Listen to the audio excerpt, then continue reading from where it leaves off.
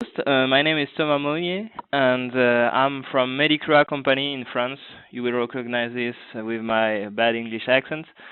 And until 2 years now, I'm the R&D manager for Medicura. So I will try to show you today a non-common usage of numerical simulation in the field of orthopedic, and more particularly development of implant for the spine. This presentation will include two different parts. The first part was more to make you more familiar with the field of orthopedic implants, how it deals with, in fact, and more globally the context of the study. And the second part will deal more particularly with the use of numerical study in the case of one of our development. So I will begin with the first part, which is, sorry for this, just a short problem on it. Okay, so the first part, as an introduction, will be a short history of the lumbar disc prosthesis, which is the type of implant for one we have used in Medicura, the simulation, and more particularly the Digimat option of regarding simulation. And this type of implant, in fact, is intended to be implanted into the spine. So just as a reminder, the spine, how it looks like. It looks like what you can see on the picture. It's different vertebra with different discs between the different vertebra. You have three main regions: the cervical spine, the thoracic spine, and the lumbar spine. So what happened to this spine? After a long time, degenerative disc disease can occur. What it goes to, in fact, your disc will degenerate. Then your vertebra will become closer together.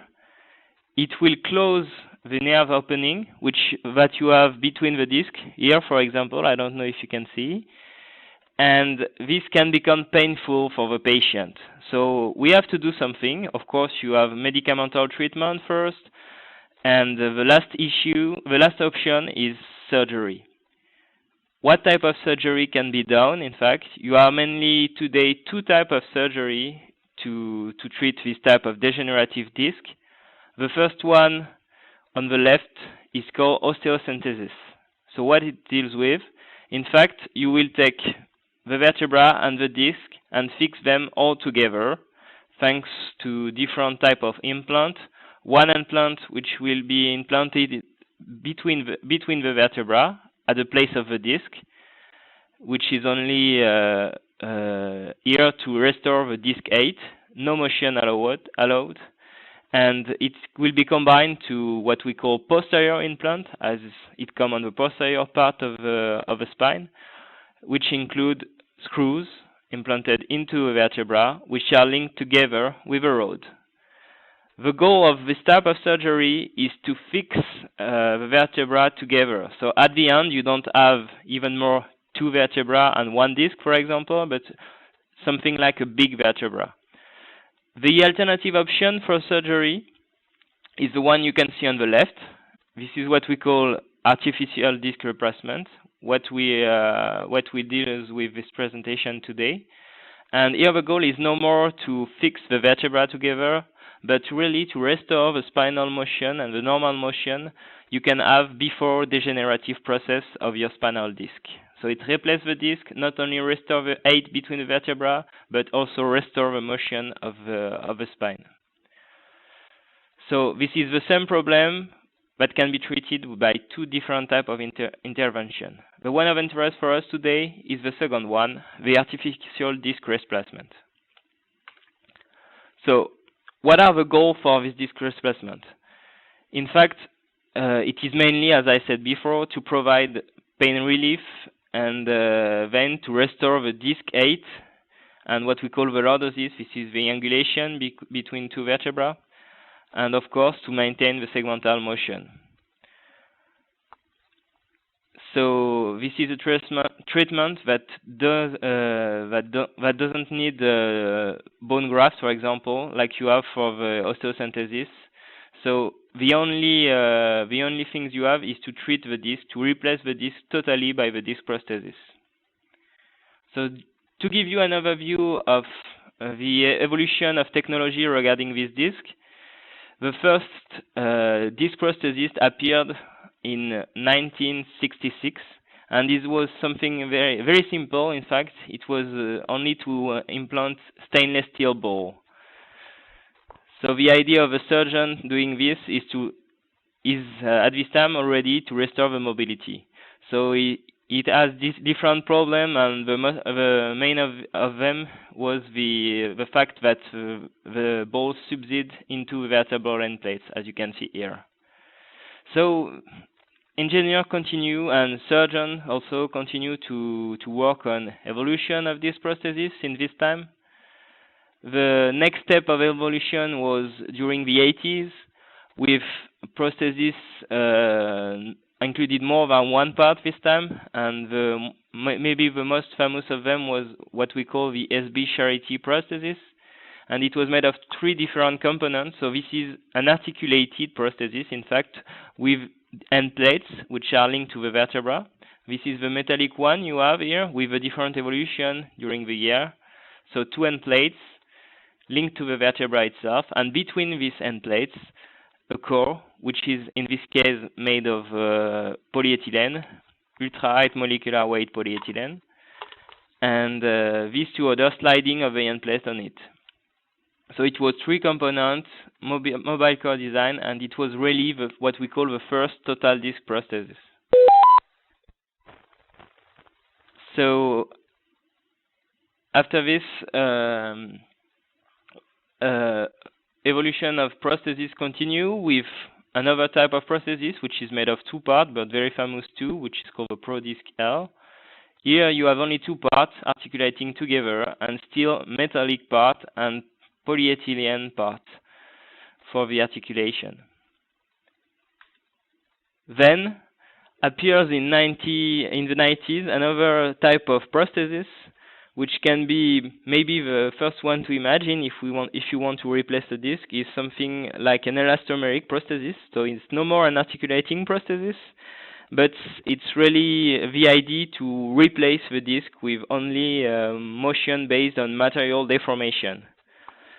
At this time, the result was not so good, and mainly due to the insufficient material resistance. Engineers didn't manage to provide a material which is equivalent or even better, at least regarding the disc material, initial disc material. So this is another view of the story of disc prosthesis evolution. So you have these 4 types of prosthesis during the year before, and nowadays there are several disc prosthesis on the market, as you can see on this small picture. And we can say that all of the discs on the market are declined from the 4 discs I've presented you just before. So you have two main ideas. One is to have an articular prosthesis with a ball and socket articulation, a 3-part articulation, or what we can call an elastomeric prosthesis, which is more like a original spinal disc. But it was in the 90s regarding the first elastomeric one, but even today, none of these non-articulated prostheses, this elastomeric prosthesis, none of them has proven their clinical efficiency. So that was to give you an idea of what we are discussing about today, and now I will show you the case study regarding the disc prosthesis we have decided to design in Medicrea, and how we obtain some added value of Digimat simulation into the design process we have begun for our prosthesis. So this is the second part. So here you have in the center a picture of the prosthesis we currently design, which is called the Granvia L. And we like to say that this is for us the first hybrid prosthesis. What I mean by hybrid prosthesis, in fact, is to combine the advantage of 2 different concepts, which are for the articular prosthesis on the left, the wear resistance, because as I told you before, the problem of elastomeric prosthesis is the material is not so good regarding the natural disc, and during time it degenerates. There is degenerative process, I would say, of the disc prosthesis itself and of its material too. So we try to have a good wear resistance of a prosthesis, and that's why we will take the best of the articular prosthesis in this way. But overall important advantage of the elastomeric based prosthesis is shock absorption, and that's why we try to include this also on our design. So how it looks like if you look closely to our disc, in fact, we have chosen to have a 3-part disc prosthesis to restore the natural motion of spinal disc prosthesis. So the motion is based on the articulation of this disc between the 3 components, the 2 end plates, as for the prosthesis I've shown you before. 1 end plate here, 1 lower end plate here. These 2 ones are linked to vertebra, of course, and between them we have designed a central core. So the wear rate is from the friction between the end plates and the core. For this purpose, we have chosen to use CFR-PEEK for both end plate and articular surface of the core. So what we call CFR-PEEK is a PEEK, so a polymer combined with carbon fiber to reinforce it. So it has been proven to have low wear rate, and things very important for us in the field of orthopedic to have MRI compatibility. MRI is a medical imaging process based on magnetic resonance, and if you have metallic part, for example, you will have artifact on your imaging, which prevents you to see any other problem into the patient, because you can have a clear view of the image. So the use of CFR-PEEK will prevent us from these artifacts. So regarding the core itself, it's also done regarding the articular surface I told you of CFR-PEEK, and the central part, to obtain the shock absorption, will use a PCU core, polyurethane. So this could, intended to really combine the advantage of elastomeric and articular prosthesis, because even if you have degradation of the PCU core, you will have still an articular prosthesis which will provide the motion to the patient. So how simulation has helped us into the design process of this prosthesis now? In fact, as you can imagine, we have numbers of tests to perform, mechanical tests to perform on our prosthesis once we have designed and produced the first part. And these tests are, most of them, standardized, and we have no other option than doing this test. And it's sometimes difficult for a project like this, because everything was new for Medicrea in designing this implant. Everything was new because it was the first disc prosthesis we have designed, so with a number of parts which is very important. If you consider the previous picture, you have 5 different parts, 2 different materials, and that's very new. And it was the first time that we have used carbon reinforced PEEK. So it's a composite material, and of course we already use simulation for very simple simulation, which are quite useful for typical elastic material and metals, but it's more difficult for us to see good results regarding composite material. And that's why we receive the help from Extreme Engineering and Digimat process. So just to come back to the tests we need to perform, they are of different types. For this case study, I will tell you about 3-point bending of the end plates, but also static and dynamic compression of the core of a prosthesis, and the final one, that for which we haven't received the help of simulation yet, is the wear evaluation and the fatigue simulation. You apply these several motion on this prosthesis during many number of cycles, something like 10 million cycles, and see the wear rates and things like that. So just to come back on all the simulation help us, first of all, it was an help in terms of improvement of manufacturing process and definition of the injection gate. So thanks to mold flow study, we have simulated the injection point of the end plate, because this end plate was generated by injection first and then additive machining, but the basis was injection. So simulation helped us to define the way the fiber goes into the material depending of the injection gate. So it's very useful to optimize the injection point and then to have a clear view of the composition of the end plates in terms of position and orientation of the fibers into the body of the end plates. So thanks to that, and thanks to data provided by InVibio Society, the InVibio Society is the provider for medical application of CFR-PEEK.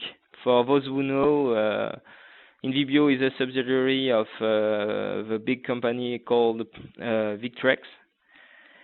And they provide us typical curves of obtained with the CFR-PEEK, which is called LT1 CA30 here. So the typical curves obtained for inflow specimens, and for X-flow here for the blue and the purple one, and for red and black one, you have the inflow value. So sorry for this confusion, and you will see directly the value provided by InVibio. Sorry, for example, here this is the blue one, and you have a match here with the model applied with Digimat, including the orientation of the fiber. This to say what? That thanks to Digimat and the taking into account the orientation and the number of fiber, for example, you will have a good prediction of the behavior of the CFR-PEEK for your future simulation. So after this step, we decide to simulate, in fact, a different test, and the one was the 3-point bending of the end plates. So here is the test setup. So you will apply a central load onto the end plates with two different supports, with a distance of 30 millimeters between the supports. So before performing this test, we wanted to be sure that our design could go through and resist a certain amount of load, and that's why we have decided to make simulation thanks to the model of the material obtained from Digimat and from the mold flow simulation initially. So we have duplicate the test setup by modelization. Abacus was used, and different type of configuration was tested with Abacus isotropic material, with the Digimat anisotropic material defined considering the fiber orientation. And also different evaluation with inflow and crossflow only simulation. So what we have seen is quite a perfect match between the anisotropic material obtained from Digimat in red and the curves obtained with experimental test, with a result here of breakage of the end plate. So you can see here the match, and results will be totally different if you consider other model of material which cannot offer a good prediction of a resistance of the end plate. So really, for this, the simulation and the taking into account the fiber orientation gave us a great help to ensure before that our design was good and prevent doing several loops of design to obtain the result we wanted. So regarding the second type of test we have simulated, it's not purely regarding Digimat application, but more simulation generally.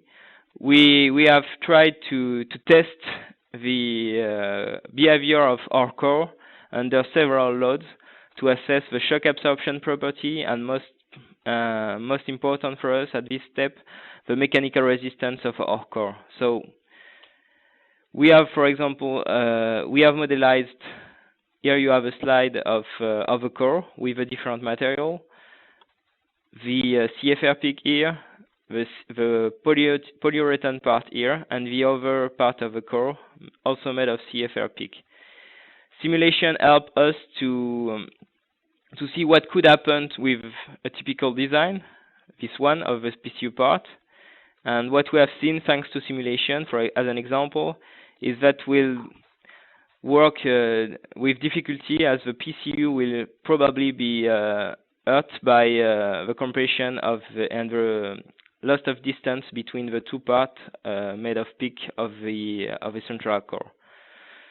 So it allowed us to make a first loop of design even before having producing the parts. And this improved design was illustrated here with a different CPU part. The CFR-PEEK part were the same, and thanks to simulation, we define an improved design, preventing the hurt of the polyurethane into the core. So in these cases, simulation allowed us to reduce the test costs, which are very important for us, as we have many standard tests to perform, which are very expensive. So in this typical case of implant involving different type of material and numbers of parts, it's important to us to have this first step with simulation to prevent new costs regarding several loops of design. Particularly here, as the CFR-PEEK part, for example, are made with molding process, which is very expensive, as you probably know, because you have a great amount of expense at the beginning for molding and to prepare the mold for this part. So last point I wanted to talk is the fatigue testing. So as I told you before, we haven't performed any simulation for this because we haven't the tools yet. And this is very expensive, of course, this type of test, but probably in the future simulation could offer a great support, but it was not the case, at least for us, with small experience of simulation that we have in Medicrea and for development of final implant with this kind of tool.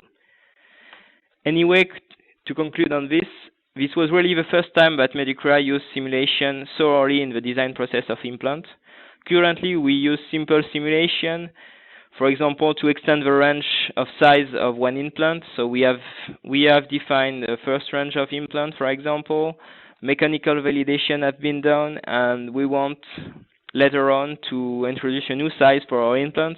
So we very often perform simulation to see that the new size is not a new worst case, comparing to the previous implant we have already tested.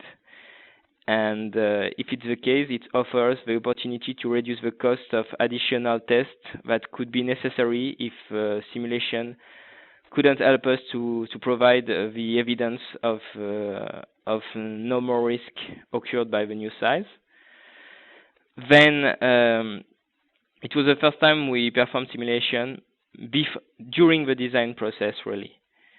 And this simulation, as you have seen before, allowed us to optimize both the production of a part, thanks in this case to mode flow simulation, to imagine the orientation of a fiber and the number of fiber, etc., and also to optimize the mechanical efficiency of the implant and reduce the number of loops of design necessary before mechanical tests. Then this simulation will also reduce the future development of a range. That's a little bit what I've told you before. Here was the prosthesis that we have tested with simulation, and we already have in mind to design another prosthesis, which will be like the one pointed by the arrow, which is quite the same with the same core, but only different type of end plates.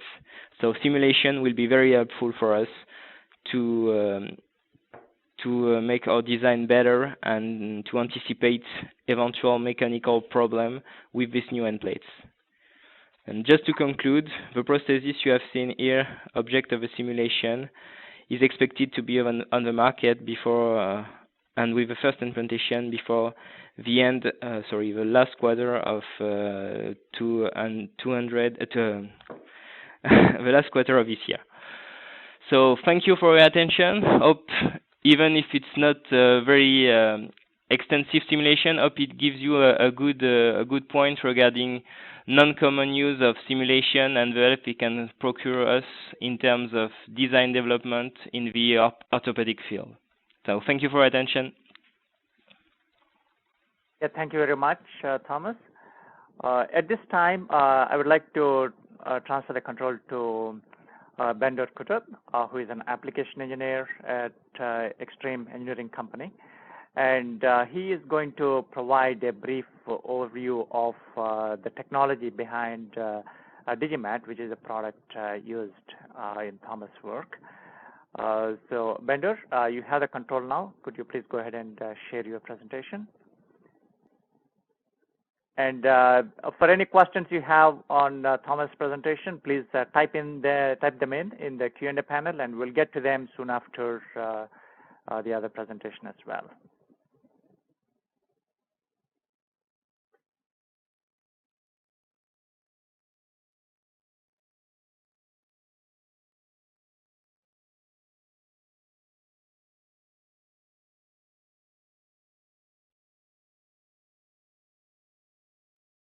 Bender, are you on the phone? We can't hear you.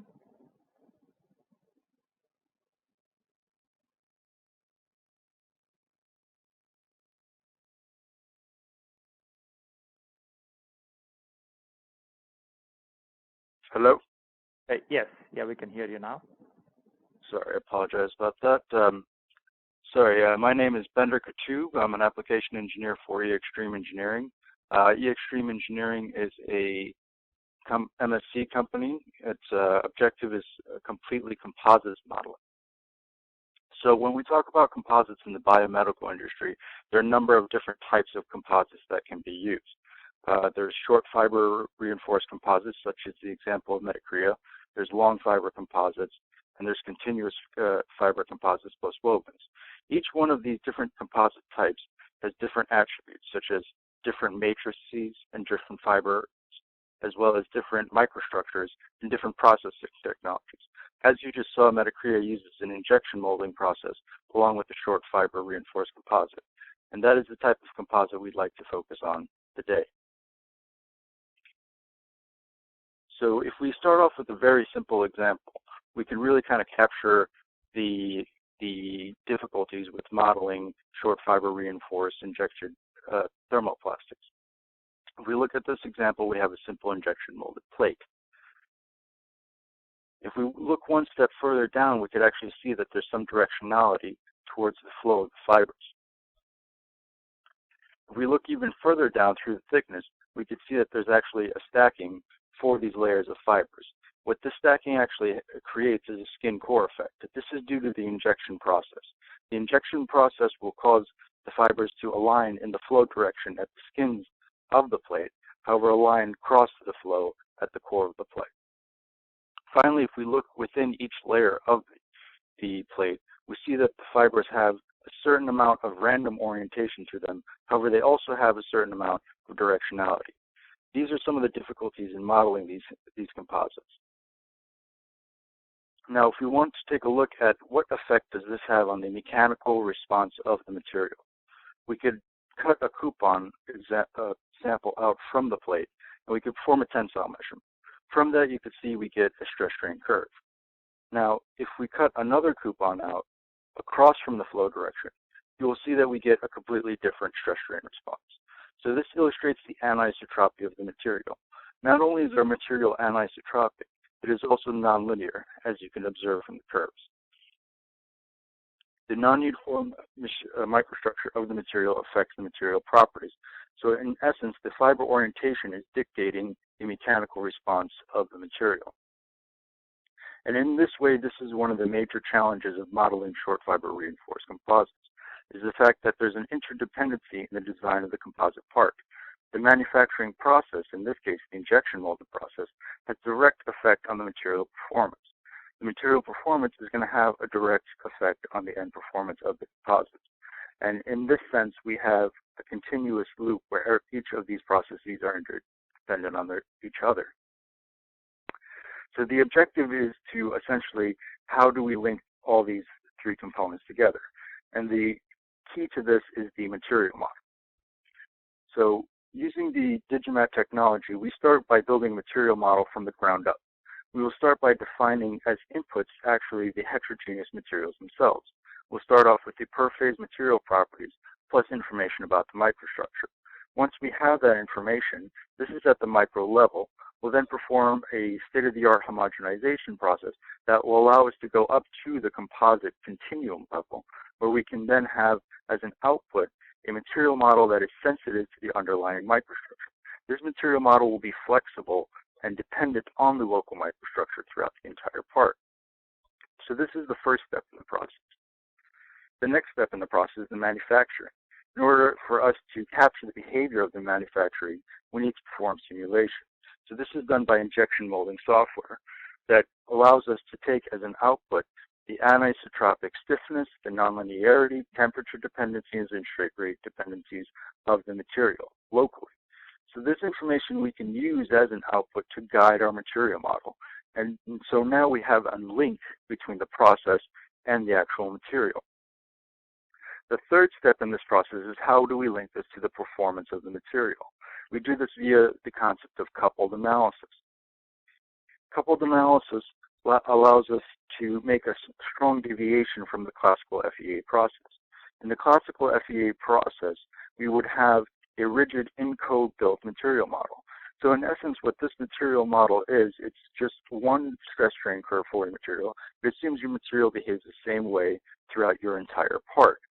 However, using the Digimat workflow, we now have a coupled finite element analysis, where at each integration point throughout your entire structure, essentially at each point throughout your entire structure, you're going to have a unique material behavior. This unique material behavior is going to be guided by the manufacturing process. So in this way, we can observe the actual workflow of the classic simulation process. The classic simulation process has on one end the manufacturing process, which is the injection mold and simulation process. And then on the other end, we have measurements on experimental data on coupon testing for materials and calibration of the material model that goes straight to finite element analysis. Now if we come in with the Digimat technology, we can insert in another loop, where now we're taking in the information coming from the processing information. We can map that information onto the structural mesh and then develop a material model that will be sensitive to that microstructure. And now we can use that in correlation with the information from the processing software to perform the coupled analysis. And in this way, we have the sensitive behavior that we need, and we're taking into account these local effects of the fiber orientation. And so that is the objective of Digimat, is to bridge the gap between the process and the structure. And we do that via our different modules, where using Digimat MF and MX, we can calibrate our material model. Using Digimat Map, we can take the information out from our processing software. And using this workflow, we can then create this entire interdependency, where we take into account the manufacturing process, material model, and the end performance of the material, all together, linked together. Thank you very much.